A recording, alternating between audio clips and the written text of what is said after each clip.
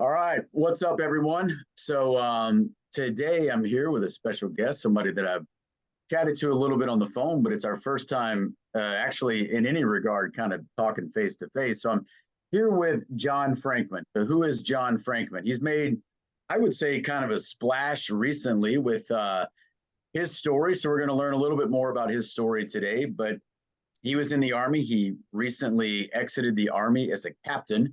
He was a special forces officer. So we're going to talk a little bit about what made him decide to very recently leave the Army.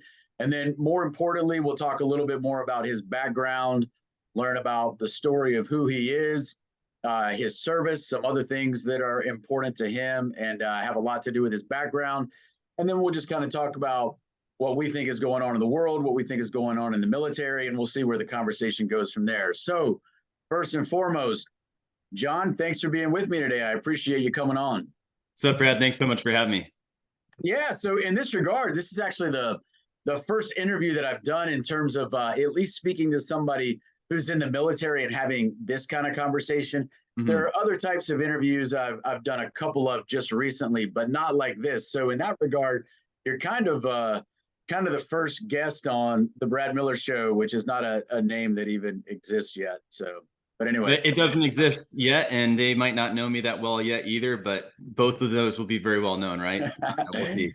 Awesome. Hey, so John, so tell us, just give us. We'll talk about this more in depth, but people who are starting to hear about your story, they are starting to hear that you were a special forces officer and you've recently left the Army. So at least tell us what's up with that. Yeah, so I left the Army on the 1st of July, and I left the Army due to difficulties surrounding the COVID shot. So I wasn't kicked out, I voluntarily separated. And that's what kind of makes my story unique, is maybe unique to me speaking out, but not unique to many other members of the military, is that a lot of people are feeling forced out based on opportunities that they lost. And I prayed about it, chose to speak out, had an article published in the Floridian, and since have been interviewed about 10 times. And I'm just trying to make this my mission to raise awareness on the problems with the military vaccine mandate, the jab mandates, and hopefully get some change. Okay, cool. So we'll explore that a bit, but let me just ask you a question. And so you said your last day in the Army was July 1st. Is that correct? Yes, that's correct. Yeah. Okay, so you've been out for not quite 2 months. I think today is August 25th. Okay, yep. So you've been out for not quite 2 months. But like you said, you've done a couple of interviews. So your name has kind of started to get out there, and you are somewhat unique, like you said. And this is interesting. We'll talk more about this, but sure. we're post repeal of the mandate, and yet again, you're talking to somebody who also decided to leave the Army of his own accord, but we're post mandate, and yet you still decided to exit the Army. So have you gotten any questions about that? Yes, I've gotten some questions, and I've had some people maybe being a little confused and thinking that I was forced or pressured out. But with regards to those questions, what I needed to explain to people is that this was designed, the COVID mandate, and especially the policies from the top, were designed in order to make your career and advancing it as difficult as possible if you wouldn't comply. I think in every branch, more than being worried about health, being worried about readiness, it was being worried about getting people to conform, to be yes men. So as a Special Forces Green Beret, I got to my unit in June of 2020. And took a team September of 2020. And I wasn't able to go on. So a lot of things were happening. So the shot came out in early 2021, January 2021. It was available to us. I was the only captain or only officer that did not sign up for the shot within the company. And that was already kind of a stigma. When every single level of the military is saying, this is a readiness issue, this is the most important thing, I think one of those first places that officers especially feel the pressure is in trying to look as good as they can. And in fact, the major who counseled me when I was complaining to him about the shot nonsense, he said that early on, he saw the writing on the wall, that if he didn't get the shot early, he was going to be rated 20 of 20 majors. So, is that the right reason? No, it's not at all. So that's just kind of a really early first strike, and my unit was a lot better about it than many others could have been.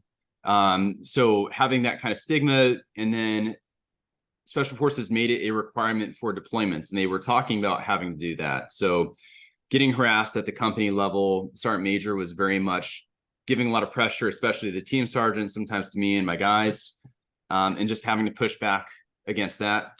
And then it ended up leading into losing a JSET, which is a Joint Combined Exchange Training, which after Afghanistan went away, there are not as many trips. So now Special Forces officers are being competitive, and they're competing for different trips. Whereas everybody got in Afghanistan rotation and deployment, guys are now competing to go to Central America, South America for 6 weeks at a time. I actually ran into an officer too, who he was bragging to me at some restaurant about how he had the first team to be fully vaccinated. And I don't know if he knew who he was talking to. I wanted to punch him in the face pretty bad right then. Yeah. But I just asked, like, that's ridiculous. Like, I hope your guys wanted it. And shouldn't it be something based on confidence, not just how many people you have jabbed up? So guys would start actually reporting that when they go on their pre-deployment site survey briefings and mission and briefs and things like that. So then the TSOC, the Special Operations Center, they started asking for that in briefs too. So it just kind of escalated. And it turned out for my team that I just told my guys that they are not getting pressured to get it, that I'm neither going to punish or reward them based on whether they get the shot. And that's actually what the policy was for the military before the mandate. So this is all talking pre-mandate. So I think what the public really needs to understand is the amount of pressure that was put on service members beforehand. So you might have had 95% of people getting the shot beforehand. Well, there's a whole lot of large number of those whose their personal freedom, their liberty, their ability to, I think, what's that legal medical term, to actually accept freely this shot, it was just taken away from them. They didn't have that. Are you talking about like informed consent? Informed consent, yeah. Yeah. So there was just not informed consent at that point, and there was pressure, and it was a Nuremberg violation, because the Nuremberg Code says you can't force someone to take something, you can't coerce them, you have to know the side effects, and it wasn't around long enough with the side effects. So what it turned out for my team, and one reason for leaving, is we lost the JSET to a country that didn't require the COVID shot mandate, because First Special Forces Command made it a policy that you had to get the shot in order to deploy. And that was an interesting conversation with the company commander. He just called and said, "Hey, John, I know your team doesn't want to get the shot, but what's it going to be? Are you guys going to get it? Or are we going to take the JSET?" I said, "Well, sir, I only have one guy who wants to get it, so I guess you're going to have to take the JSET," which I don't think they were expecting that answer. And I appealed the reason. I asked about national immunity, and he said that they weren't willing to accept that risk. And that kind of frustrated me, because we were out in Arizona doing a bunch of military freefall jumps. So I was on a military freefall team, so doing nighttime oxygen equipment jumps. So it's just weird, the risk that they're willing to accept. Sure. And that just kind of continued into then August, the mandate going out. And my team was at that point aware between the FDA EUA distinction. And we understood that the SecDef commanded that we receive an FDA approved shot, but Comirnaty received FDA approval and it wasn't available. They still only had EUA shots. So doing that kind of bait and switch turned into getting counseled in the middle of the woods during the Joint Readiness Training Center. We had a trip there, which I think that after we had yeah, go ahead. Hey, yeah, okay. I meant to ask you this before. This came up. Okay, so the Joint Readiness Training Center that you just referenced in Louisiana. Right. Yeah. When were you there? I was there September of 21. Who was the BCT that was there at that time? It was Campbell. Yeah. Oh, were you there? It was my BCT. Yeah. Oh, that's funny. Okay. So it was the Rakasans. So it's something you said at some point before made me think, man, he was a JRTC for my rotation. Yep. So and here's the reason that I say that is, one, that's just kind of interesting, but also sure. So you were a team leader then, right? Right, I was. And you're at Campbell for that rotation. I'm a battalion commander then with my battalion as part of my brigade, the Rakasans, that is there in September of 2021. So but you mentioned because this is crucially important. I don't think a lot of the public is aware of this. So Sure. you mentioned that there's a distinction between a product that is FDA approved and a product that remains under EUA. And we'll explain that in just a second. But you're saying that in September, you were already aware of this distinction. Oh, we were aware of it in August when it dropped. We were aware See, of I it. wasn't. Yeah. You guys were ahead of me, and I actually consider myself to be a pretty informed guy. But I think that distinction got by me until maybe, I don't remember exactly when, but I'm going to say closer to December. I was already, Okay.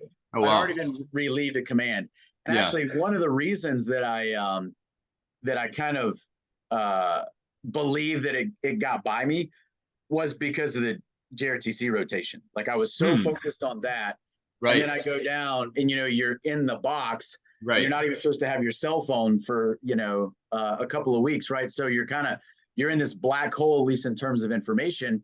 I come back, I get relieved. And then it's kind of then that I start to learn about this distinction. But that's cool that you were already aware of that. So let's, and that's cool that you were actually down at the Joint Readiness Training Center in Louisiana for the rotation that my brigade was at.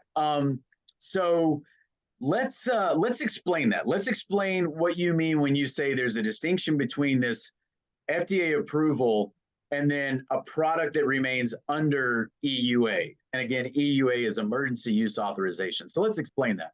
Sure. So soldiers are required and service members are required to receive certain vaccinations, and that's supposed to be a readiness issue. Typically, people can put in religious exemptions and it's no big deal. But only the president can make you, by some crazy authority of his, take an emergency use authorized drug.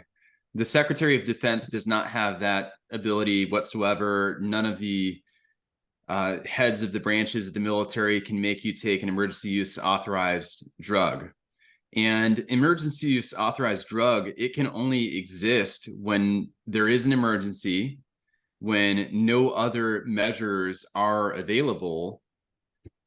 And I mean, that goes beyond the military, where different doctors had to basically say that, what was it? Hydroxychloroquine, ivermectin, other treatments just didn't work. So they had to, I think, fabricate the emergency. And COVID is real. It did kill many people, killed probably 90% more than it needed to, based on not giving any kind of early treatments.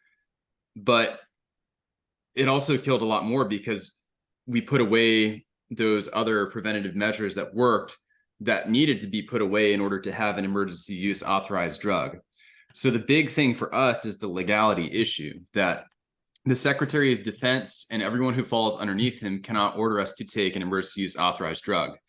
And I remember reading that SecDef memo, and we were passing it off on the team. And one of my 18 Echoes, which is communication sergeants, went just crazy and highlighting stuff, emailed it to JAG, emailed it to the doctor. And yeah, that's great. Yeah, it was insane. And it was just kind of obvious to us. And it said, you are ordered to take an FDA approved, and it said something about BLA labeling, and I didn't explore that as much. And for those who want to learn more about it, I think we both recommend Rob Green's book, The Constitution Behind Enemy Lines, because he really gets into that detail. He does. And just that emergency use. So they can't force us to take it. So the order is like, we're not required to that's an illegal order. They can't force us to do it. And all the pressure and coercion beforehand, it was all, in my opinion, illegal as well. And I know they tried to use and abuse command authority to whatever extent they could. So I think when my company command kind of caught on that, hey, John's team is not budging, they're 10 and 12 not vaccinated, you can call them the tinfoil hat team as much as you want, or talk crap behind their back as much as you want. It's not going to do anything. You know, all going ahead. Yeah. So it's interesting that we're talking about this. So today is August 25th, 2023. And so, or 2023. What we're talking about is basically exactly 2 years old.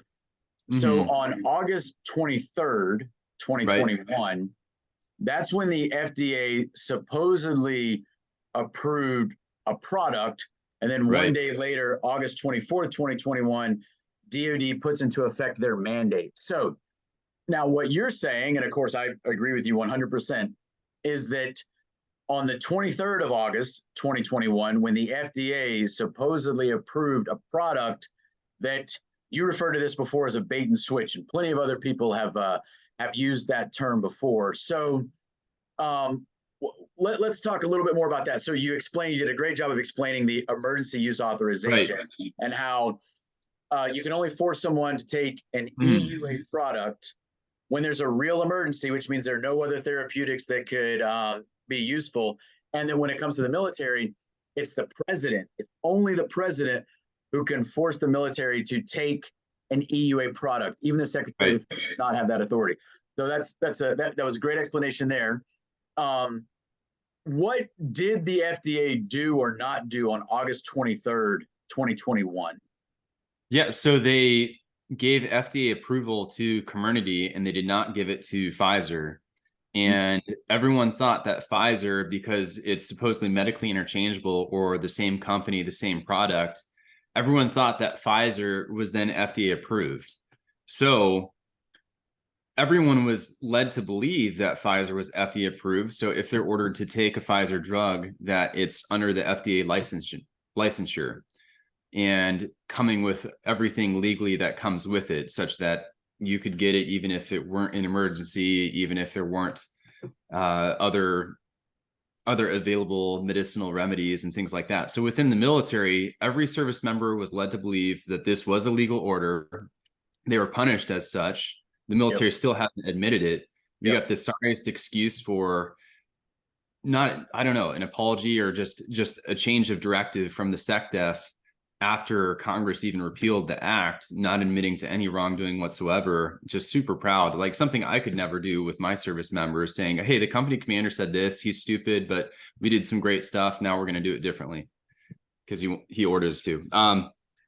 So yeah, that's more or less kind of what happened there. And I mean, we can bring it up now that everything else was not FDA approved either. The tests aren't FDA approved, nor are they super accurate. They have so many false positives. The masks are not FDA approved. So all of these medical measures that we are being forced to do are just illegal. And that's very important. Yeah, so you mentioned Rob Greene's book before, which again, I did a review of a couple of days ago. I completely endorse, but Rob Greene in that book talks about somebody that you and I are both familiar with, and that's First Lieutenant Mark Bashaw, who also just left the Army. Right. But Mark Bashaw was one of these individuals who said all along, it's not just the shot, but the mask also is only under EUA. These PCR tests that are totally useless in terms of, being used as a diagnostic tool are also only under EUA. That doesn't get nearly as much attention as the shots do, right? And I kind of understand a mask you can take off. Once you take an injection, you can't untake that injection. Right. But the point still stands. Everyone was walking around, wearing masks. Everyone was walking around submitting to these PCR tests. None of that was FDA approved. The masks, the PCR tests, which were, so inaccurate as a diagnostic tool to be meaningless. And the shots themselves they only ever existed under emergency use authorization, which means you always had the option to decline all of those. But absolutely, the average American citizen never knew that. Whether you're in the military or not, that was not widely known that, like, hey, you can decline that PCR test. Right. And that's something actually that I'm more recently becoming more aware of since joining this kind of group, even just a couple months ago. So things were a little different because I was in special operations. So even after I had my religious exemption put in and was probably supposed to test a couple times a week, I just didn't have to test. I only tested for travel, and I usually just did that. My big objection, and I think a reason why a lot of the people who didn't get the shot might not have been aware of the FDA UA distinction, is because a lot of us, based on religious reasons, chose not to get it. Maybe religious reasons coupled with understanding the political climate and what conforming to such an order what kind of precedent that would set. So, yeah. Yeah. So, it boggles the mind when you think that, in my mind, my term is on August 23rd, 2021, the FDA basically approved a ghost product, Right. Yeah. um, this community labeled product. And then there's some sort of deal, Pfizer and community. And then you've got this other product, the Pfizer BioNTech product. The average American has no idea that they are two separate products. The community product is approved, but will never be distributed. And a lot of people Mhm. say that that approval that was given to the community product was also almost immediately revoked, but whatever. But then Yeah. the BioNTech product that is available to the public only exists under EUA. So if you have a soldier out there who says, okay, DOD has just mandated this, I've held out this long, now I'm being ordered to do it. I don't want to, but I'm gonna go get it. But if I'm gonna go get one of the shots, I'm gonna go get the one that's FDA approved, because ostensibly that's the one that is the safest, because it's the one that has been the most thoroughly Mm. vetted. I mean, I could understand somebody following Right. that line of logic, right? And That's actually so, what that was my go team's ahead. perspective. That was my Yeah, team's perspective. So I just told them, as their senior rater, I wouldn't punish or reward them. And there were some other Christians on the team. I'm Catholic, and I was very much not going to get it based on the aborted fetal cell issue, and that morality kind of developed as well throughout this whole process. But most of my guys were actually not wanting to get it because it was not FDA approved, and they were worried because they had families, and if something medically were to happen to them, they understood that the drug company cannot be held liable for any injuries that they sustain. So sure, if you sustain an injury in the military, you're probably going to be able to get covered. They're going to say it's not because of the shot or some other weird anomaly, whatever. But let's say something develops when you get out of the military, you can't tie it to your service. Well, because that's probably what's going to happen is when folks are out of here 10 years, 20 years down the line, uh, Pfizer, Moderna, J&J, they're going to get sued or lawsuits. They're going to say, hey, it was an emergency use authorization product. We had no liability. There was yep, a pandemic. And that's what my guys were worried about. So I don't know if you saw my counseling statement. I put it on Instagram, and I put it up there to kind of show what the actual order, what not the orders. The SecDef had his memo, but then I had my specific counseling for disagreeing. And you can imagine 10 to 12 on the team not getting it, all going one at a time in to talk to the company commander, go over the form. Every single guy brought up that, hey, there's no FDA approved product. So how are we supposed to comply to this? And I right. put that in writing. So I put in writing that, well, paragraph 2 says that the product is safe and effective. Well, it's not safe. We've had over 15,000 people die, and that's based on VAERS, which is undercounted. And we also have people who are still getting sick. And paragraph 5 says I'm ordered to take an FDA approved product. There's no FDA approved product, therefore I can't cooperate with this order. So my guys, I think for the most part said, no, I don't agree. And then waited until they were counseled again to be ordered, so that, I don't know, might surprise the CEO and the BC, but that they might have some kind of liability to hold against them should they get jacked up because they were ordered against their will to comply. Yeah, absolutely. Now you mentioned something else that I know is very important to you. So let's talk about this a little bit. So you mentioned your faith. So you're a man of faith. So let's talk a little bit about your background, because you have a pretty interesting background, um, even before your service in the Mhm. Army starts. Let's talk a little bit about that.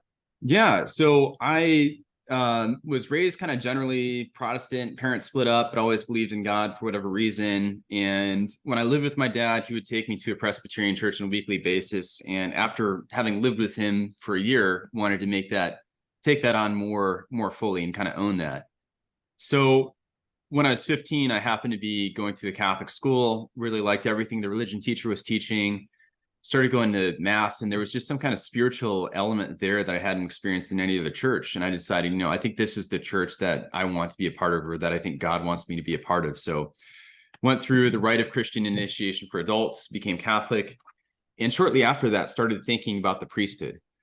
And that thought kind of just stayed in my mind, and it stayed pretty strong when I was attending a Protestant evangelical college, Wheaton College, which is where I did ROTC, Reserve Officer Training Corps, to the extent that I felt God was calling me to the Catholic seminary. So I applied for the Archdiocese of Washington, D.C., and I was a second lieutenant upon graduating college. So also part of the Archdiocese of Military Services with the intent of completing the 6-year program to become a Catholic priest and then serve as a Catholic chaplain within the military. And I ended up in seminary for, if you're Catholic, is a place not necessarily just to go if you're a priest, it's to go there if you think you're supposed to be a priest, or if you're not sure, but you want to give it a shot. So it's a place to kind of discern God's will in your life, whether that's your true vocation. That's why it is such a long process. So after 4 years, I discerned out of the seminary and had quite a substantial education, very grateful for it. 2 years of philosophy, 2 years of theology. And I'm working on my master's in systematic theology right now. So finishing up just the thesis paper, and that should. What was your undergrad in at Wheaton? It was in chemical physics. Oh, okay. So not philosophy or. It wasn't, but okay. It was liberal arts though. And I have to tell you that the science, it wasn't my strong point. I think that all the other electives is what kept my GPA up. So I don't know. I probably made a mistake there and just toughed it out, just like a true, I don't know, strong ranger or something. And anyway, ended up, so discerned out of the seminary after 4 years, and then went active duty. And I found out that I got active duty infantry on Easter Monday that I was leaving the seminary. So I felt it was very much that, okay, God wants to bless me, but he also wants to challenge me. So yeah, that just, then the whole military career, I mean, everybody's tracking just infantry, ranger school, airborne school, special forces. What year was this? So it was the fall of 2015 is when I started active duty. Okay. Fall of 2015. Okay, good. Yeah. And I was a first lieutenant, so I had a very shortened platoon leader time. So I was only at Fort Carson, which was my first duty station, for 14 months before I was PCSing to go to the Q course. All right. Yeah. So explain that for people who might be unaware. Explain what the Q course is. Sure. So I was a Special Forces Green Beret. Special Forces is synonymous with Green Beret. I think a lot of people hear that and they're like, oh, you're Special Forces. Are you a Ranger? Are you a SEAL? No. So the way that's kind of structured, just to get a bigger picture, is you have Special Operation Command. And underneath Special Operation Command, every single branch of the military has their own Special Operations component. So the Navy has Navy Special Warfare, which is Navy SEALs. And the Army has U.S. Army Special Operation Command. And underneath that, you have Special Forces, you have Ranger Regiments, you have SOAR, Special Operation Aviation Regiments. So I decided when I got to Fort Carson to try out for Special Forces. So I applied to go to Special Forces Assessment and Selection.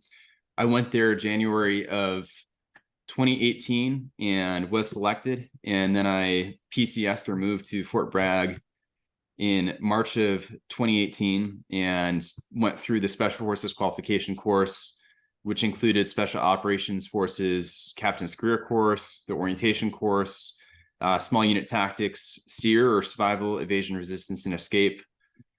And then Robin Sage is kind of the culminating exercise that Special Forces service members go through. And that's a huge unconventional warfare exercise taking place throughout the state of North Carolina, where you basically pretend that one state invades another, and you're there to kind of repel that through using guerrilla forces. So it's a pretty awesome exercise. And all this training, I was at Fort Bragg for a couple of years. Given part of the time was just kind of waiting in quarantine because COVID had happened. But and the other piece to Special Forces training that I think is very attractive to me was the language component, because what distinguishes Special Forces from every other special operation group is that we work by, with, and through a partner force. So we're divided into 5 different active duty Special Forces groups that focus on the different continental commands. So I already had some Spanish background, had taken a defense language proficiency test in Spanish. So it was a time to 7th Special Forces group that focuses on Central and South America. So that's more or less kind of a nutshell of sort of the training. Okay, good. All right. Yeah, that's fantastic. And then did you get any opportunities to travel around Central or South America? So I did not get much of a chance to travel. So and a lot of that was due to refusing the COVID shot. I fortunately got in October of 20, got to go to Spain for a month to really work on Spanish. And then I went to a different country for about 5 days, which is where we were supposed to have our JSET. So I did the pre-deployment site survey, Mhm. understood, met with a partner force, and it was specifically supposed to be for a military free fall team. So we're trying to layer the assets we get with the particular training that we're shooting for and planning ahead. However, June of 21, our team had that trip taken from us. So wasn't Yeah. able to go on any other trips. And since my religious exemption, and that's maybe a good place to jump back in, is put the religious exemption in, and I was not allowed to deploy. I wasn't allowed to go TDY or travel anywhere, and I was not allowed to PCS or move at all after putting the religious exemption in. Yes. Okay, good. So now we're kind of back to where our story began in the June of 2021. And I know that when I tell my story, a lot of times I always kind of start with the Mhm. timeline. And so for me, I can very specifically remember June of 2021 because that's when I took command. That's Right. 2 months prior to the implementation of the mandate. So when did you actually take over your ODA team? You can explain what that is too. Yeah. So I got my detachment September of 20. And that's kind of a funny story too, because I got to seventh group, like I said, June of 2020, and my battalion was actually deployed at the time. And while it was deployed, the acting rear battalion commander was a transgender officer. So a man who, Interesting. uh, yeah, a man who was a Green Beret, and as a captain had identified as a male, husband, father, and at some point decided that was no longer. So that was kind of the first sort of challenge that I had was, okay, I'm interacting with this major who identifies as a woman. Everyone else around me is calling him ma'am. Well, what do I do? So And called now, legal. so your battalion's deployed, and this Right. is the rear D, but or so the rear detachment battalion commander. Yep. And So actually, mhm. so kind of, I mean, kind of your direct supervisor then, at least in Oh terms of yeah. being in the rear. Yeah, yeah. Okay, got Oh it. yeah. No, interacted with him on a daily basis. Sure. And just for context of kind of where we're at with regards to the war and things like that, my battalion was the last battalion to have KIA service members before the withdrawal. So I think that we had some service members die from my battalion, and then operations sort of stopped with regards to COVID. They came back, and then we saw operations sort of slow down until the disastrous withdrawal. So that individual is working as the acting battalion commander. I called legal assistance, found out that legally I could call the person by rank and last name, went about doing it that way. And I think it was extremely obvious to him, obvious to me. Went to the different company. I think four captains went to his company, and I was one of the two that went to the other one, which was a So very so what you're saying is whenever you would address this person, instead of saying yes sir or yes ma'am, which obviously you're making a clear delineation there that you either are right. going to play along or not play along, you would say yes major so and so. Yes, I would do yes, major so and so. How are you, major so and so? And believe me, I think the hardest one is when you're talking about the individual with other people, because I might say, yeah, I was with Brad and he said, so Oh I'd have yeah, to, I was with Brad and Brad said that right. Brad wants to go to Brad's Yeah. So you house. can, And yeah. Right. yeah, it Okay. was So it's very, very apparent to anyone who listens for right. 30 seconds that you are making a concerted effort to not play along in any way with this person. Okay. All right. So Right. I But can I see think how God that can bless, go. he blessed me and he put me on the team I got put on with a team sergeant who, I mean, we all had very different beliefs, but he just very much didn't like to be told what to do. And I think that it's funny because Rob highlights the legality in his book. We just like to highlight the common sense within special forces. and like, hey, that doesn't make sense. I don't know if we should do it. And just kind of the questioning, and then a very solid warrant officer as well. So yeah, I took the team in September of 2020. They kind of figured out, oh, that's probably why you came to the company, is probably because of the personality dynamic. Yeah. Mm-hmm. Yeah, I guess at some point they had to realize that why press the issue, why create a situation from whatever personality conflict. So okay, all right. But it's trying to not necessarily seek martyrdom. So throughout this whole thing, I wasn't trying to seek martyrdom or make more noise than I needed to. And it's like, hey, what do I need to do right now to not violate my conscience, to be respectful? And I appreciate that this individual was extremely respectful to me, understood what I was doing and where I stood, and kept it at that level. And that's what I tried to do throughout the military career as well. And I think that we talked about it before, that I didn't actually get any word out until my article got published after I left the military.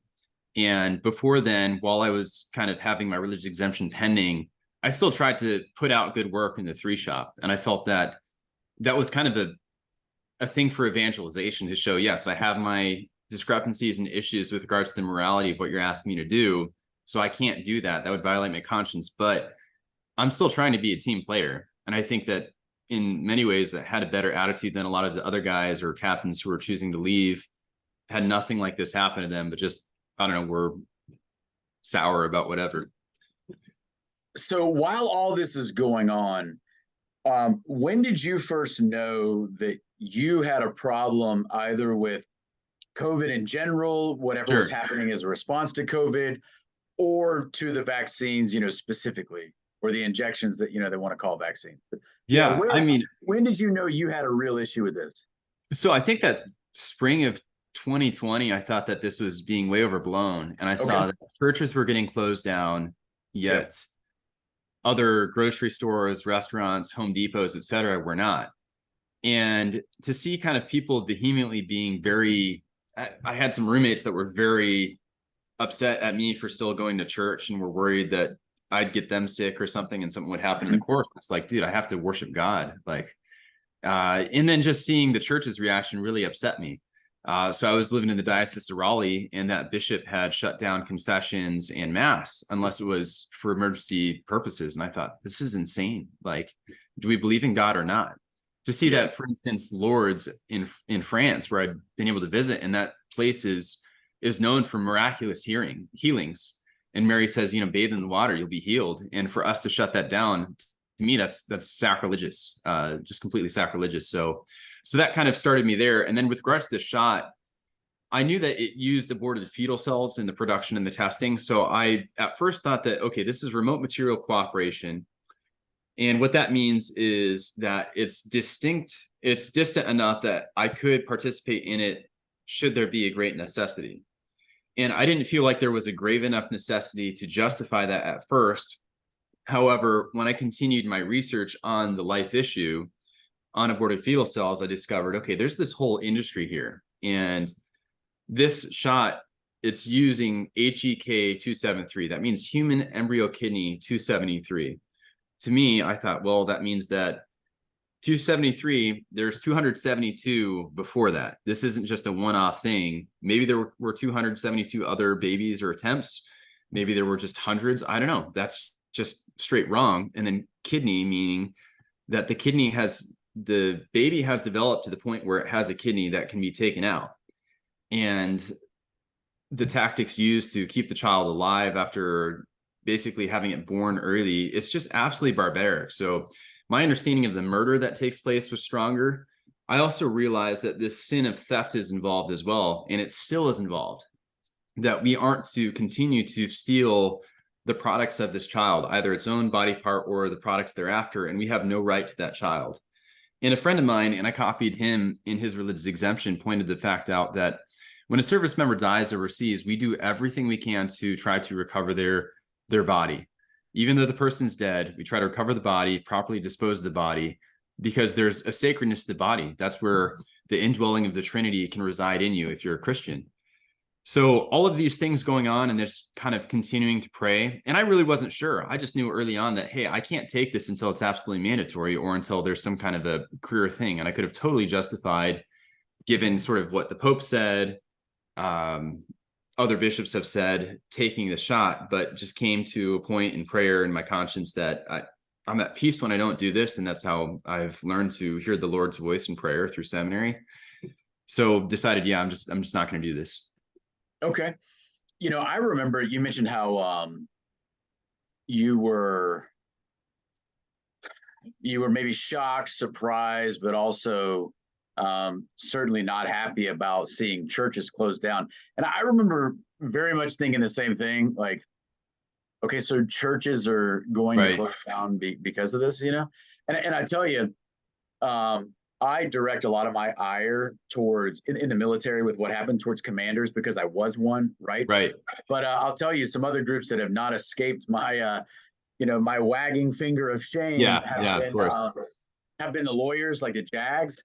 But I'll tell you another group, and that is the chaplains. And I'm not one, but I was not at all impressed with just collectively the group of chaplains who I thought were kind of asleep at the wheel as this all happened. And I mean, I'm not a chaplain, but just as a man of faith, I just would have really hoped that body of serving chaplains within the military would have stood up and resisted to a much greater degree than they did. And I will tell you, I have some friends who are chaplains who did resist, and they are some of the most stalwart individuals I know on our side.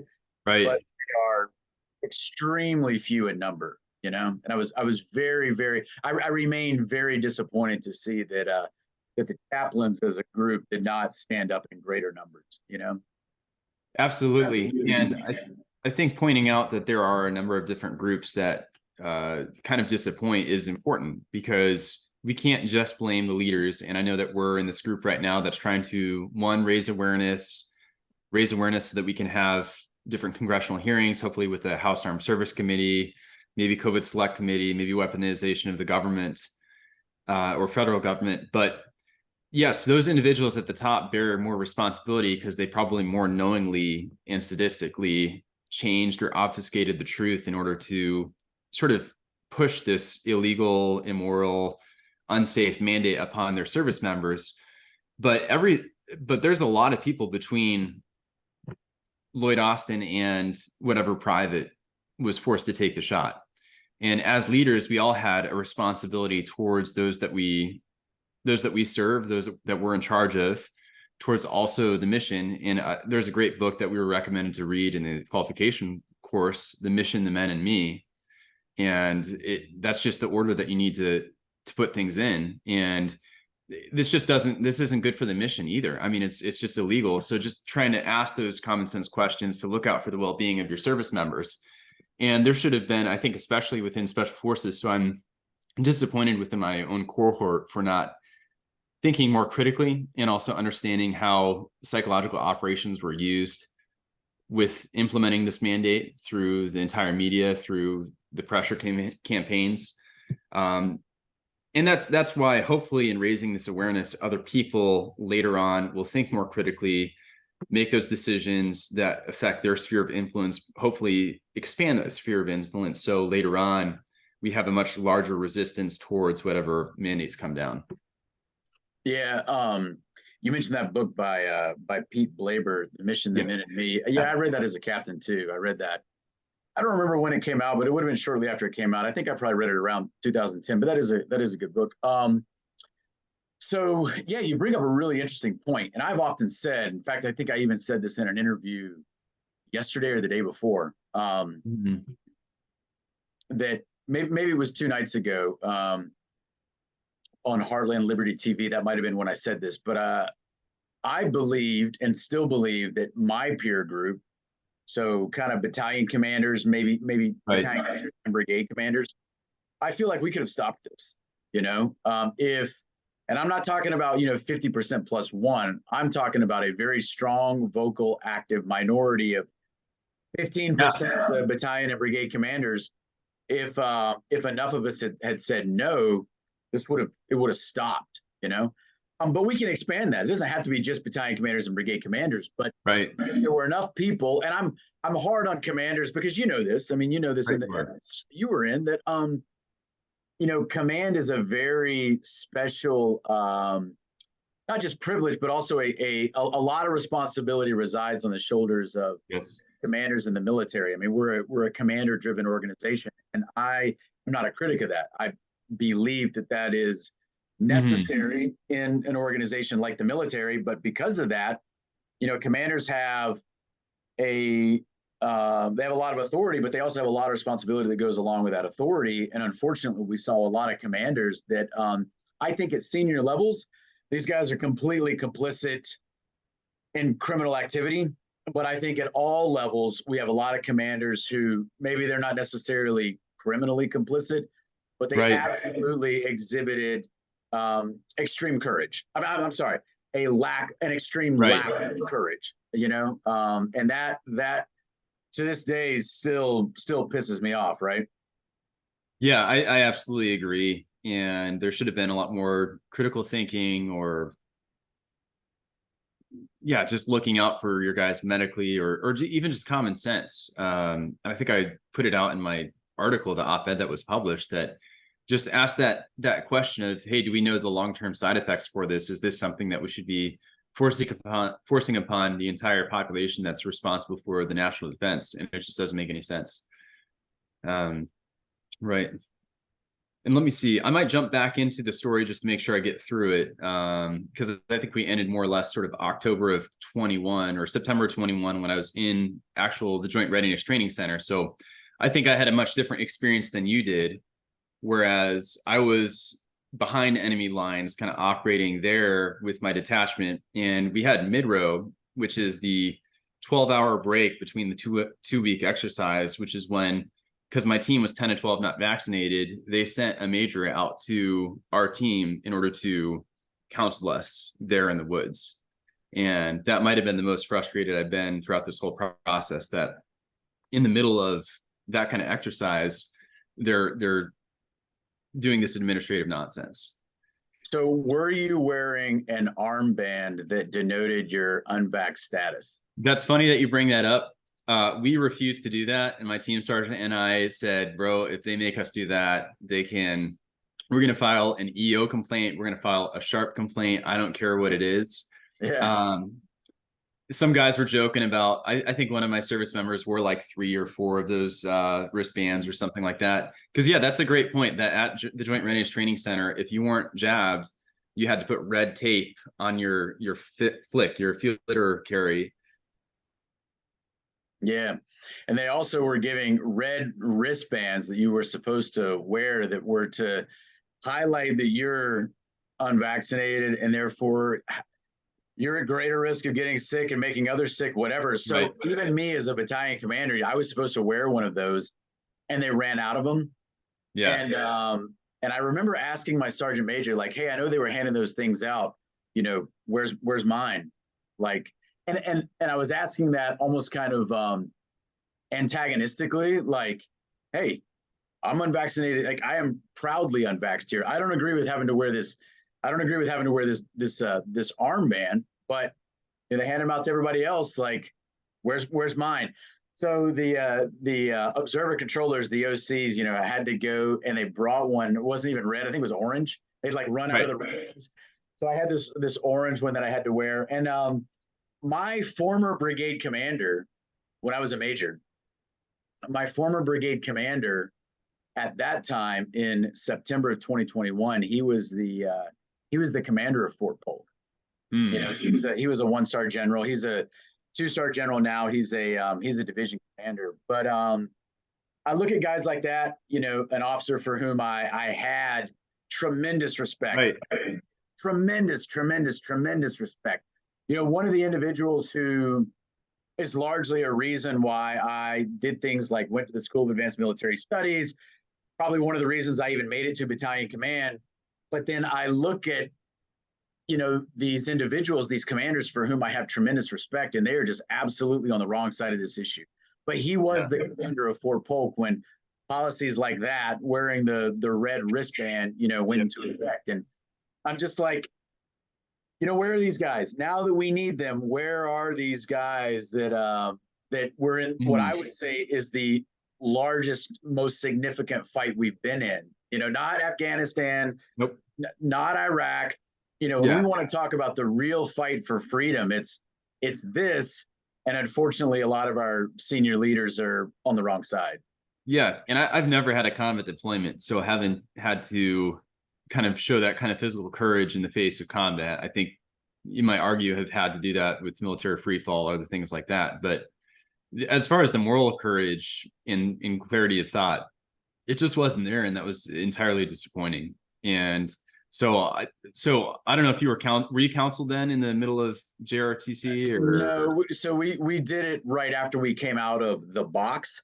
So the huge simulated series of battles that takes place, for those who don't necessarily know what we're talking about, when you talk about this deployment to the Joint Readiness Training Center, you're talking about brigades that will go in with all their people, all their equipment, and they will basically carry out a series of simulated battles for a period of about 14 days. And it's a highly intensive 14 days. Yeah. And it's called that 14 days you're considered to be in the box carrying out continuous operations. So when we came out of the box and now we're basically, packing up to go home, we would call the reverse RSOI. That's when we did our counselings. And so this was the first couple of days of October. And I think I returned to Fort Campbell on October 6th, maybe.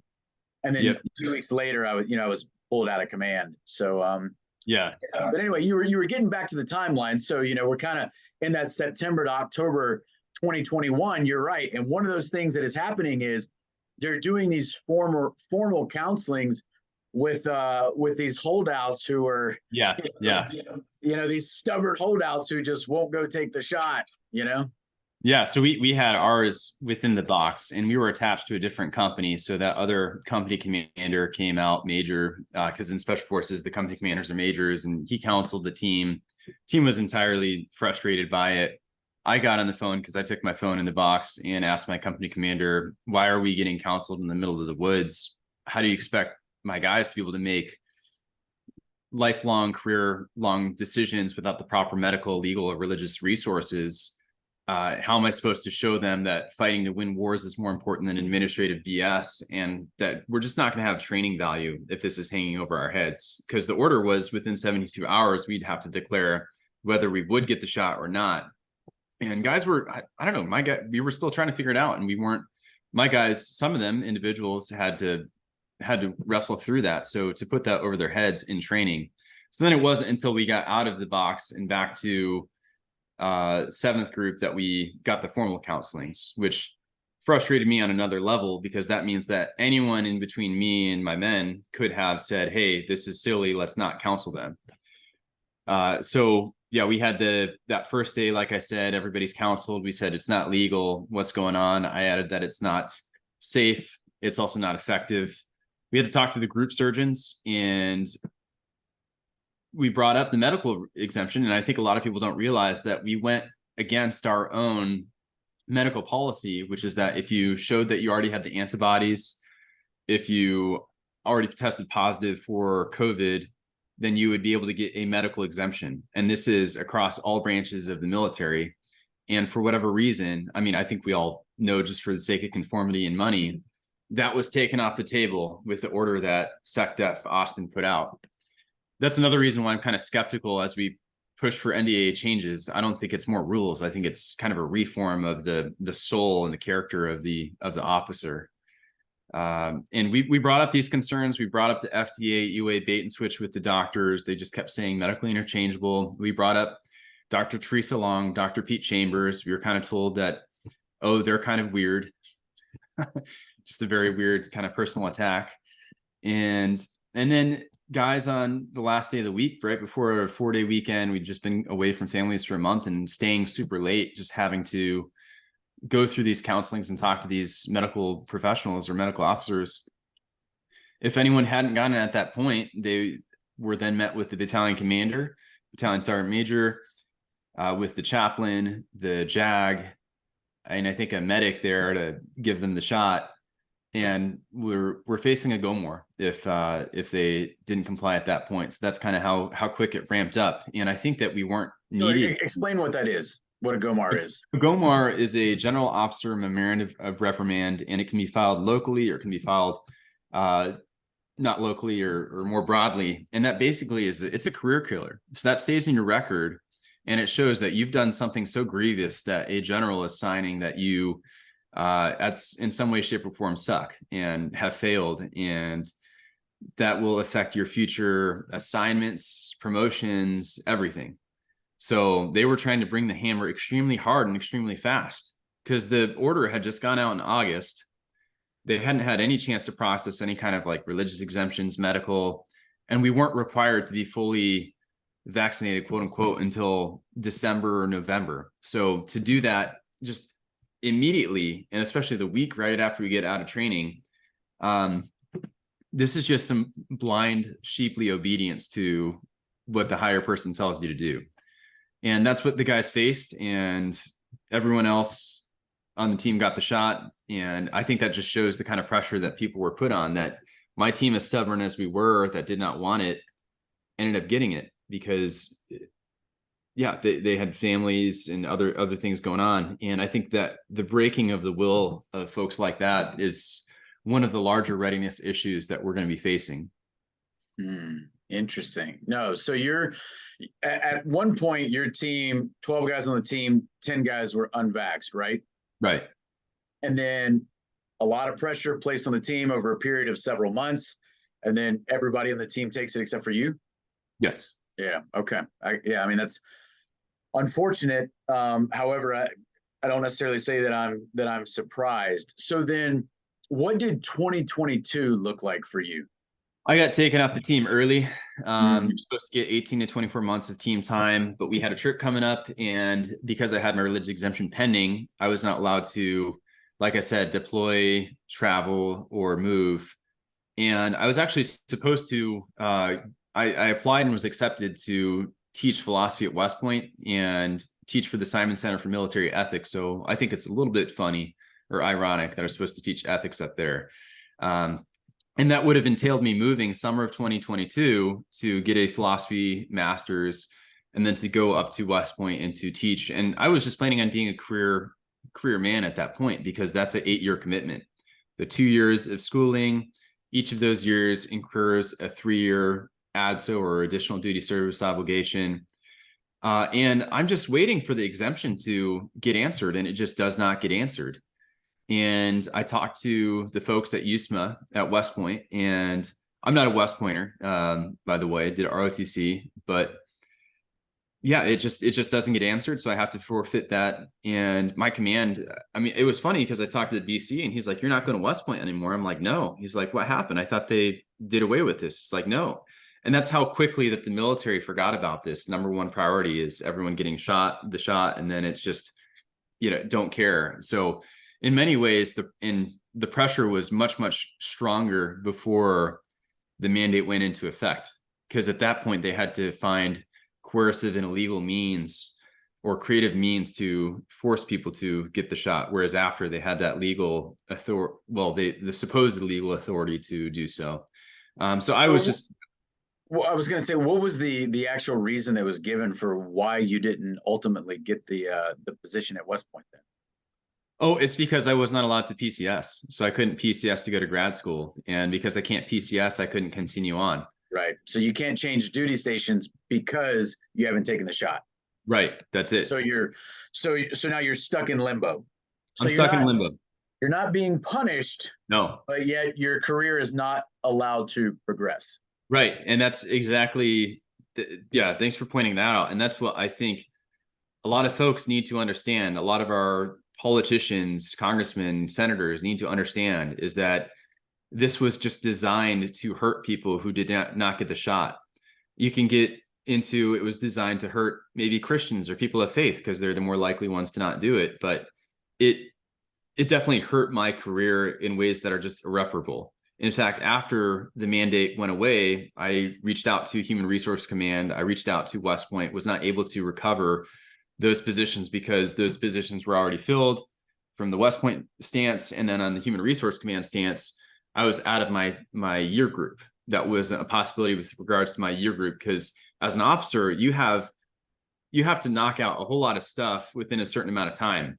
And especially being a special forces officer, where our training takes 2 years before you actually get to a detachment, you really need to have the stars align to make everything work out for you the way it needs to. And you need to knock out all of your requirements early on. So the rest of 2022, that just was staying in the operations office, working there, and a couple other kind of interesting conversations. We had a 2-star general come, and he had a town hall, and I just decided to ask him that, hey, sir, Captain Frankman, I'm a AS3 over in 3-7. 2 weeks ago, the CDC, they changed guidance, said there's no distinction between those who are vaccinated and those who are not vaccinated. There's 30 of us here who have not gotten the shot and can't PCS, go TDY, or deploy. Furthermore, I've had my exemption pending since last October, so we're at 11 months, almost a year. That said, is there any conversation about making the shot not mandatory, and when are we going to hear back from our exemptions? And yeah. What kind of response did you get? Well, he said, he immediately said, have you heard of Novavax? Like that was going to solve all of my religious problems. And I just shouted back out, yes, sir, it uses aborted fetal cells. And I think he was very surprised to hear a response like that. I think he'd been just kind of fed that line that that's supposed to solve the problem for the religious exemption holdouts. And he said, oh, I'm not going to argue with you on that point, but if the Army asks you to do something, you should really do it. And I don't want to kick anyone out, but I will if I need to. And at that point, my obligation to the military ended on the 1st of July.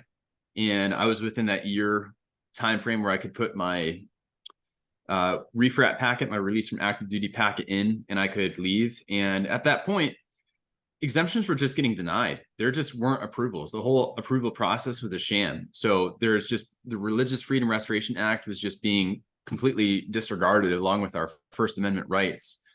So I decided that I was going to leave the military in order to take advantage of all the transition opportunities and to at least indicate that I plan to separate in the case that my exemption got denied, as I would likely get a general instead of an honorable discharge.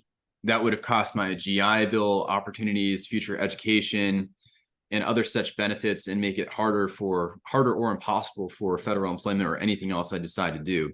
So decided to leave and had one exit interview with a full bird colonel, which was pretty interesting. And I just went in guns blazing, asked him, do you think that the order was legal? Okay. He said, yes. I asked, do you realize that you required an FDA approved shot? And he said, he's not a doctor. Okay. I didn't realize that this was a thing that a doctor needed to know. That's not a medical question. Yeah.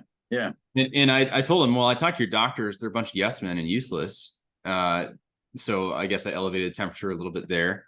And then I asked him, are you doing anything to look into people who've been injured from the shot?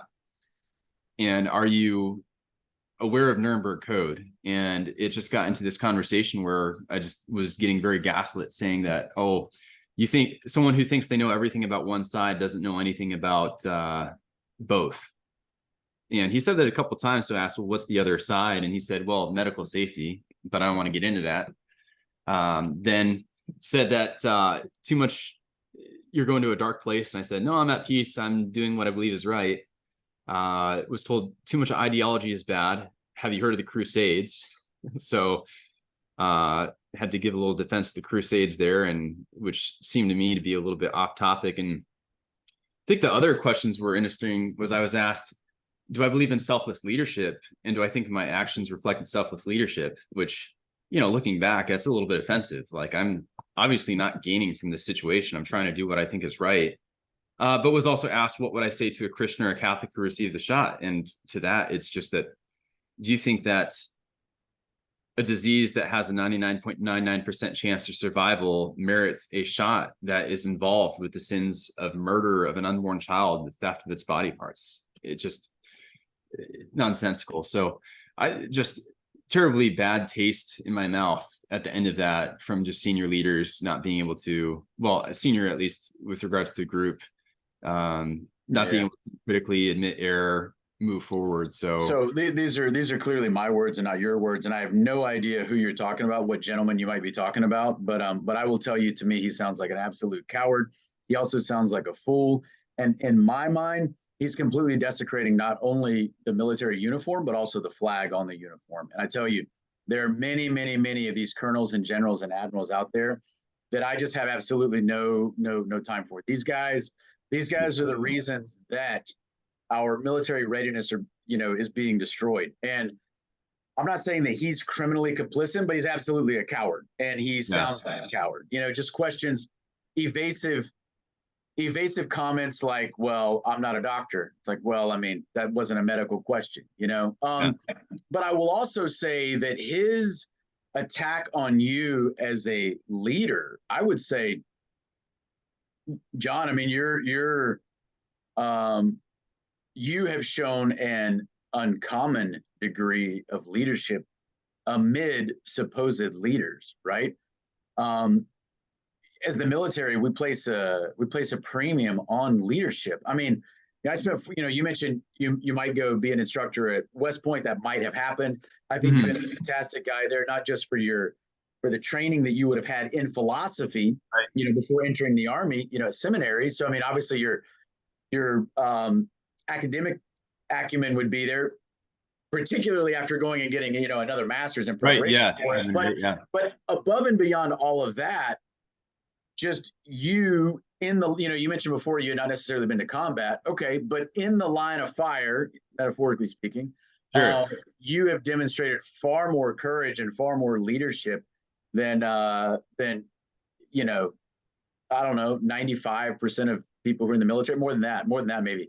And I tell you, it's incredible too, because somewhere along the way, and maybe even you thought about this in similar terms, sure, but I had to realize in my command, I was only in command for 4.5 months, but I had to realize that if I truly understand command, there's a paradox at play here. And if I truly understand command, I'm going to have to be willing to give up command.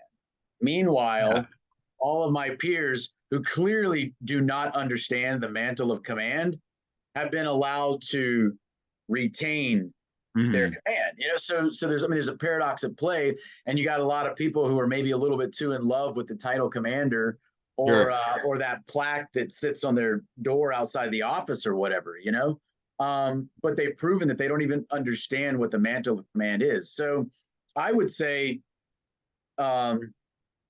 there's a lot of sacrifice that you've demonstrated, and to me, that's a mark of true leadership. So even though I don't know this colonel that you're referring to, I have no idea who he is. On your behalf, I'm offended. I am triggered. I'm triggered by his remarks to you. So anyway, go I ahead. appreciate it. And I was getting heated just listening to you relate that. I was so triggered. I had to give my comments there. No, and we'll pray for them, and I am appreciative, because even though that was a terrible run in, and his leadership, other leadership that I might have highlighted, I am appreciative of my battalion commanders, because they didn't try to completely tank my career to the extent they could have. I still got a good OER even after being removed from the team early, which you probably wouldn't expect. I mean, I know that's just very basic stuff. Like, if I perform, that's what you get. Yeah. But, I just want to say, by OER, you mean your officer evaluation report. Your eval report that you would receive on your performance. Yep. So I think that later, and that's where it's good for people to stand up to this, because no one understands. I mean, we understand truly how strong the current is. You don't understand how strong the current is unless you try to swim against it. That might be a Chesterton quote, not sure. But the example that you set for others in showing just how asinine these policies are, they see it because you're just making logical decisions. Now I've been able to put my op-ed out, which I think people read it and they're like, oh my gosh, that just makes totally sense. What he's thinking makes total sense. What happened to him doesn't. Same with like the battalion commanders, and talking to one afterwards, he's saying, yeah, I mean, what's happening to you is nonsense. Like, I want to make sure that you can get set up to come back because you're doing well enough. I'll talk to the next BC, and they both looked out for me to the extent that I think they believe they could. Obviously, they all could have done more in looking at the legality of it, the medical efficacy of it, because I didn't really have a conversation with my BC about it until after, my team's trip had been taken away, after the mandate came out. I mean, one other question I have for leaders is, if you ask your team to do something or your men to do something and 85% of them don't want to do it, which is where the military was at. When the shot came out and it was optional, you maybe had like 10, 15% decide to do it. And you don't actually ask, hey, why aren't you doing this? What's the deal? Like, that's just the mark of a bad leader. And especially as officers, where we have NCOs who have more experience than us often, you just need to be consulting those individuals. So anyway, those are just random tangents on leadership. Was it the colonel you spoke to, or was it the general you mentioned earlier, who said something along the lines, the Army's going to ask you to do things and you just got to do it? Right. That was the general. Yep. Okay. So on the one hand, I understand that, like, right. And you know what it means to be a team player. And sometimes you got to do things that you don't necessarily agree with. And oh, by the way, you might actually be wrong. Maybe there's a reason that you don't understand why you're receiving an order from higher. I understand those things happen, right? And I understand sometimes for the good of the team, we have to do things that may not be in our best interest. The military is great about teamwork, and I understand that. And you kind of sometimes lose yourself for the good of the team. I totally get it. But that sense of duty, which is a positive, right, in this sense was weaponized against us. Our own sense of duty and loyalty was weaponized against us. And to me, that is extremely sinister. Yeah, absolutely. And I think what was weaponized against us was that desire to succeed, to be the team player, but also to kind of advance your career. And I think for many, rather than waiting to see where the medical efficacy was, dangers, etc., because the military made it a priority, so many just went along and got it, and then tried to force as many service members as they could underneath them to get it too. Well, let me ask you this. So January of 2023, so you've already lost out on the opportunity to go to West Point to go be a professor there. Obviously, you're hearing the deliberations that are going on kind of between senior DoD leadership and Congress. We see what comes out with the National Defense Authorization Act. What were some of your thoughts when there's first chatter that there might be a repeal of the mandate, and then there is an actual repeal of the mandate? What are you thinking then? I'm thinking that I've already lost out on enough opportunities that it's probably not worth it to stay in. And I knew that it was kind of happening in December, and I had kind of toyed with the idea of, do I check and see if West Point will still let me go there? And I looked into that opportunity in mid-January. That's when I made the call, because I was still taking a lot of this in. And I did think that, if I could recover this opportunity, that, yeah, maybe I would, but wasn't able to recover that opportunity. So I had, and what also kind of struck me is that I didn't have a leader ask, hey, John, do you want to stay in? We think you've done well. Like, that didn't happen.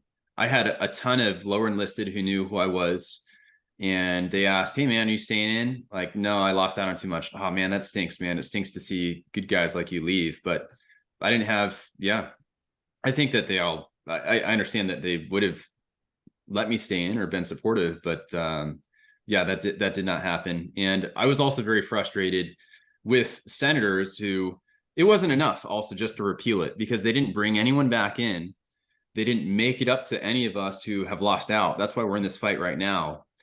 And, I don't know who needs Democrats when you have senators like Mitt Romney, like pieces of crap like him, who vote that service members who are kicked out aren't to be brought back in. That really pissed me off. And I'm still no argument from me about, Mitt Romney. I mean, like a complete sleazeball. But Okay, so what do you see now? Sorry, to kind of a two-part question. Sure.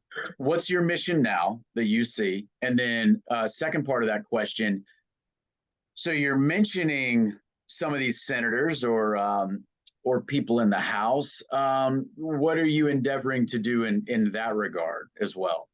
Right. So I see my mission right now as to raise as much awareness on the issue of the military COVID vax mandate. And hopefully, in highlighting that issue, it leads to a larger understanding of kind of the entire cultural issue, because this didn't just affect the military, it infected an entire globe. It affected all of that, the entire world. So, one reason I feel that it's such a mission is because I wrote my op-ed in June, was trying to get it published, went on right after getting out of the military, an 8-day Ignatian retreat. So that's under the style of St. Ignatius of Loyola. You're not talking for 8 days, praying 5 holy hours a day. I'm praying, discerning God's will. And I find it extremely providential that my op-ed gets published July 31st, the feast day of St. Ignatius of Loyola. I get a call from our friend Ivan, and then have like 8 interviews within 2 weeks. So very much feel confirmed that right now God's will for me is to raise as much awareness as I can about the COVID vax mandate. Hopefully we can raise that awareness in order to bring it up to Congress to have different congressional hearings, sway public opinion on the issue, show that it was illegal, immoral, unsafe, hurts readiness, targets specific individuals, in order to make different NDAA changes. So that's National Defense Authorization Act amendments in order to rectify the damage done as much as possible to those service members who were hurt, to try to look for reform within the military. I think that we do so much DEI training and other nonsense, sharp, EO, blah, blah. Well, why don't we have a week where we focus on the Constitution and learn about American values? Like, why don't we do that instead? So push for that. And at the same time, and more importantly, is the opportunity this is to evangelize, to show people that you need to follow God before you follow whatever orders, or everything else is second to him. He is that highest purpose. And ultimately, we have to face him on the day of our judgments, and what we did and what we didn't do. And that's going to be judged. So let's try to evangelize to that extent, and also evangelize the life issue. Learn more through this about the life issue, and hope that it continues to push us and the pro-life movement in the right direction, because I think a lot of Republicans want to take the brakes off of that. And yes, so in contact with different congressmen, senators, and I think different members of our group are talking to different ones. But I am in Matt Gaetz' district, and that's very fun. Very fun to see him kind of making General Milley, Lloyd Austin look stupid on a regular basis. And am trying to work with him and his military liaison in order to push for these hearings. And if we can't get a congressional hearing at a larger level, maybe to do like a regional hearing, such as what he did for the ATF. So that's kind of the efforts that I'm putting in, and all the while just knocking out my thesis paper to get that master's done. And then we'll see where God takes me as far as what job to do. Okay, well, what are you writing your thesis on? So I started it with whether Protestants had the theological virtue of faith, and it was largely based on St. Thomas Aquinas. But after kind of working on it and working with the thesis director, it's a little bit broader into ways that St. Thomas Aquinas, specifically with the theological virtue of faith, is useful for ecumenism today. And he was a saint who lived in the 13th century, doctor of the church, and kind of the main theologian that the church kind of puts forward. In Vatican II, it said that we should teach Thomas to understand our heritage, our patrimony. So he just goes in depth in the Summa Theologiae through kind of grace, faith, different ways of revelation. And he has his opinion on the Greeks back in the day, doesn't think they're heretics. So just kind of expanding on that. And it's a 60 to 80 page thing. I'm about 55 right now. So hopefully just putting some final touches on it, and we'll see what happens. Okay, good. So yeah, I'm sure that takes a lot of your mental energy as well while you're continuing in this fight. So you've only been out of the Army, not even quite 60 days. So Right. what do you kind of think looking back? Like, you've been out for 8 weeks or so, give or take. What are some of these thoughts looking back? Do you feel at peace with the decision that you made to exit? If you had to do it all over again, would you make the same decision? Is there anything that you would change? Yeah, I mean, I'm definitely at peace with my decision to leave, and I feel that's especially confirmed with kind of this task that God has given me and this sort of providential confirmation happening with regards to kind of around the Ignatian retreat. But things I would have done, I mean, in the military, I would have tried to do better at Ranger School so it wouldn't take so long. But yeah, there's so much I could have done differently and better. I'm a human person, and even though I might have ultimately made the right decision in not getting the shot, I could have, I don't know, maybe done more to work with other team leaders to ask them, hey, what do you think? Maybe we shouldn't do this, to try to expand the influence. I don't know if that would have ultimately had a huge impact. So maybe I made the right decisions there. I don't know. I don't know if I could have done more for my guys to try to convince them to not get it, but yeah, it's hard. And I think there was a good question that a spiritual leader asked, is like, if you could have, did you do your best? Okay, well, if you knew that you could have done something differently, would you have done it? Yes. Okay, that means you did your best. So I think I did try to do my best with this fight, even though there are some things I could have done differently, but that's a little tricky to identify. Well, I can empathize with the remark about Ranger School. I did get asked to stick around Florida, a second time. They really appreciated the effort that I put in. They said, hey, why don't you hang out and maybe help some of the others along, one more time. So yeah. No, so I did that. So I recycled Florida, but it also took me twice to make it through Ranger School. The first time I didn't even make it out of the first week. Had to go down a year later and recycled Florida. It took me twice to make it through Sapper School, and it even took me twice to make it through pre-Ranger. So yeah. So I can certainly, I remember my lieutenant, I can remember being a second lieutenant and not having a good go at all of those schools, and then going back like as a first lieutenant and making it through. And that was a conversation that later as a major I would have with like young lieutenants who like wouldn't be successful. I'd say, hey, listen, I've been there. Just go back. But it's kind of funny the lessons in life that you can learn through experiences like that. I mean, I would tell people that even something like Ranger School is a life enriching experience. Absolutely. Yeah. At least afterwards, when you're kind of looking back on it. Uh-huh. Well, you are you're a man of faith. Your faith is first and foremost. I can certainly appreciate that. I say often that I believe that we are expected to be Christian men of action, and it's not a path for the lazy or the the weak. I mean, and we're all weak to some degree. Don't get me wrong; like nobody's perfect, but but we're expected to struggle through, and it's not going to be easy. So I certainly appreciate the sacrifices that you have made. I want to reiterate what I said earlier about, I think you're a fantastic example of a leader, and I realize you may have had to take the uniform off, but I think that does not mean that you are not still serving your country. And maybe you even feel kind of like I do, that you're serving your country in some ways to a greater degree than you'd be able to if you were actually still in the uniform. That's one of those paradoxes that maybe seems a little strange, but that's exactly how I feel, I think that's correct. Yes. And one thing I want to kind of point out, and you're right to say that Christian men need to be men of action. And there's a couple books that I'm thinking of right now, namely Soul of the Apostolate and This Tremendous Lover, that yes, we're supposed to be Christian men of action, but that action, it needs to well up and spring from a vibrant, deep, intimate prayer life and relationship that you have with the Lord. And rather than kind of like emptying yourself out and just saying, hey, boom, I'm a Christian, what all can I do? It's like, I'm a Christian, let me know the Lord, have an intimate relationship with him, and then let the goodness from that relationship flow out in new and creative ways. Not saying that's what you said differently, but that's just the thought I had there. And I do feel that just in trying to maintain that relationship is the number one thing. Different opportunities are lining up for me right now.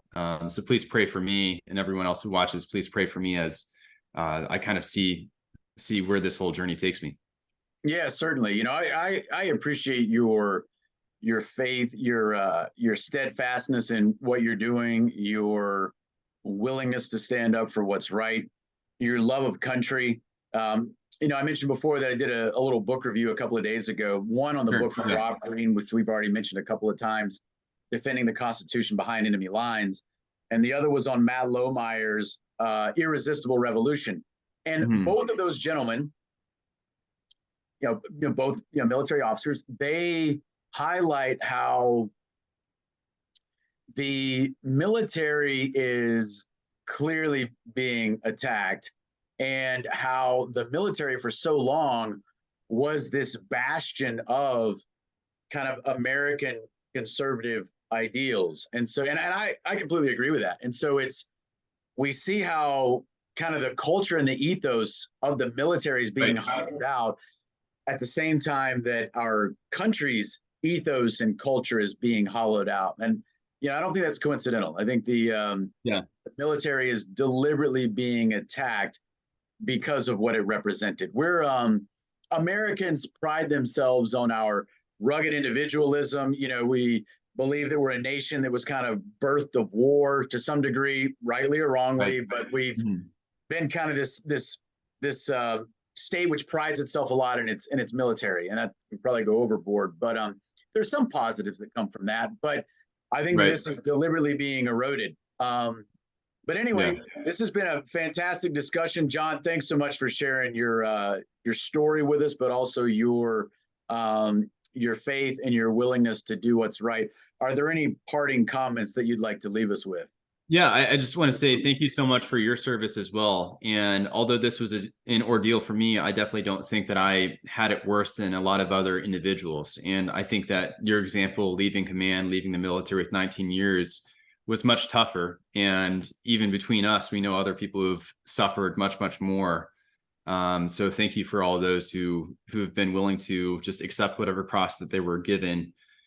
And yeah, so thanks so much for that. Thanks for the opportunity to share the story, and all glory be to God. Well, thanks for coming on, John.